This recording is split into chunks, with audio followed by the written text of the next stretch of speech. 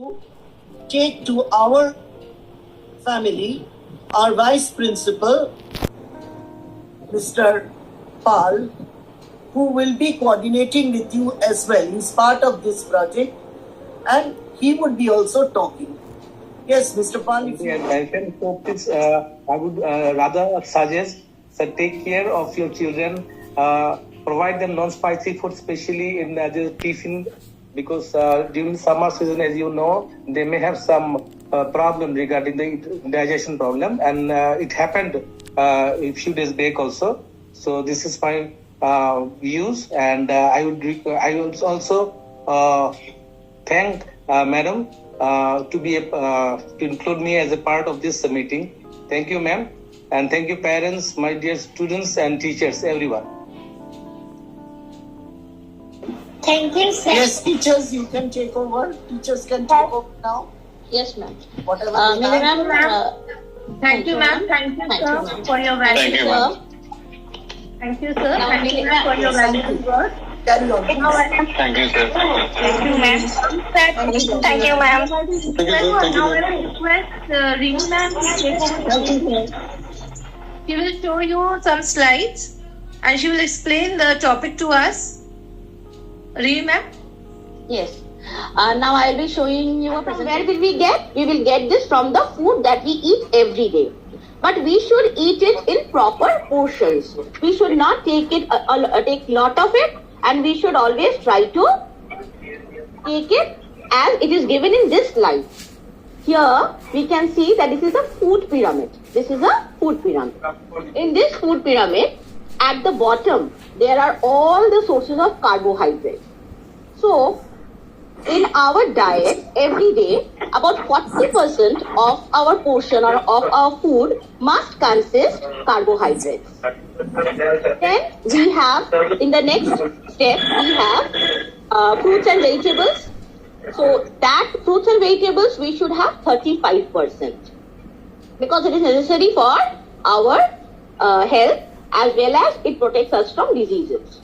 Next, in the food pyramid, we have fats and oils and fats. So that must not be so much. It should be only 20% that we get from.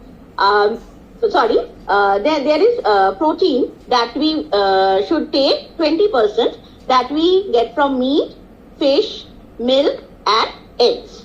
So we see that 40% carbohydrate, 35% fruits and vegetables, 20% meat, fish, milk, and eggs, that is protein. And then we have 5% of our fats that we get from oil, sugar, sweet, and butter, cheese, all those things. Next comes here that if we don't take proper amount of these components of food, then we will suffer from, our children will suffer from some deficiency disease. What are these deficiency diseases? What are deficiency diseases? Diseases that arise when there is a shortage of particular nutrients in the diet. That means when we are having a food, we are having our meal, if we don't take proper amount of carbohydrates or proteins or minerals and vitamins, then we will be deficient of that component, and then we will face some problems. We will be suffering from some diseases. These are all called deficiency diseases. So, here we will know about the disease that is caused by deficiency of carbohydrate. First, there is a disease called marasmus, where what symptoms do we see? Shrunken body with no fat or less fat. That means the children or anyone suffering from marasmus will have a thin body, very thin body, where there will be no fat, and the ribs stick out. We can see their ribs. Skin hangs loose over the bones, and the skin looks very pale, as well as it hangs loose over the bones, and there will be loss of hair. If a child is deficient of carbohydrate, then he or she might suffer from this disease. Now, another disease that a child can get from the deficiency of protein is kwashiorkor. What is the disease? What are the symptoms? The symptoms is that the child will have a swollen stomach and ankles. And another thing, he or she will have skeletal body. That means this also means that the child's body will be very thin, and we can also see the ribs. Now, stunt growth, that means they will not grow. Their growth will be stopped, and their hair will be discolored. At a very small age, maybe their hair will turn grey, and they will have a patchy skin. Now, with the deficiency of minerals, there are several diseases that we can have. That is muscle cramps. Then vitamin A, we can suffer from night blindness. If we are deficient in vitamin B1, then we can suffer from beriberi. And then if we are deficient of vitamin B6, we will suffer from anemia, where our hemoglobin level will go very down. Then with the vitamin C deficiency, we will suffer from a disease called scurvy. Then where we can see rice, pulses, vegetables. Egg is not there, but egg is very much necessary to include in their diet, as it is a good source of protein and the children will grow. And this is the age where they will grow. So egg is very much necessary for them. And we can also give them fish, chicken or mutton, not always, but once or twice a week we can give them chicken or mutton. And then salad is very essential. And other than these also we can give, there are many things which we can give them. But this is just an example to show you that what you can give your children at home so that they get the proper portion of carbohydrate, proteins, fats, vitamins and minerals, everything. Now, the main thing that we want to say you or share with you is that the tiffin you give them to school. Actually, whenever the children are having the tiffin, most of our teachers, all our teachers mostly, we are there present in the class only. So we can see what they are bringing in their tiffin. So most of the time we see that many children bring junk food, like they bring pastries, patties, burgers, or even sometimes chips or biscuits.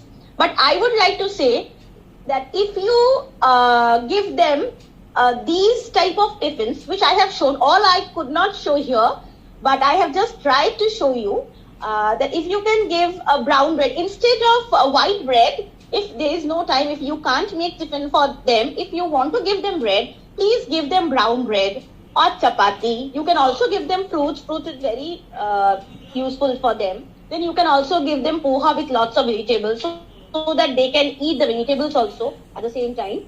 And you can give vegetable fried rice as well.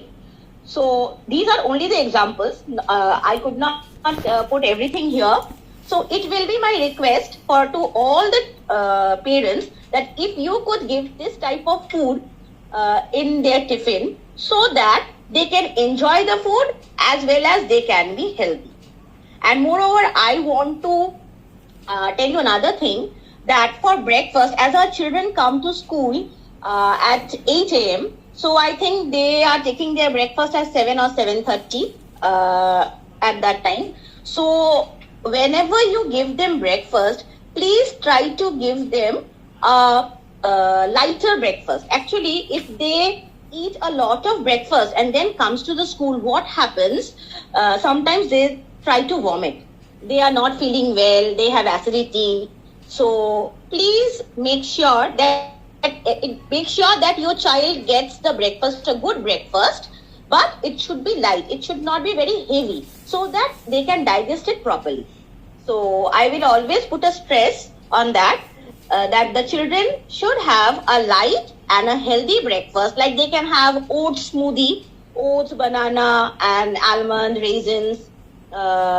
You can give them for breakfast, or they can have, if your child likes to eat rice, then you can also give them rice to eat in the morning, but a little portion, not a lot of rice. If they eat, then they come and they feel very sick and they feels like vomiting.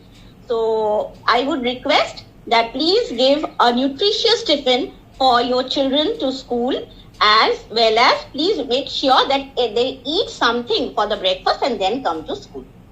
So thank you. I think I could explain you whatever I wanted to explain. Now I will be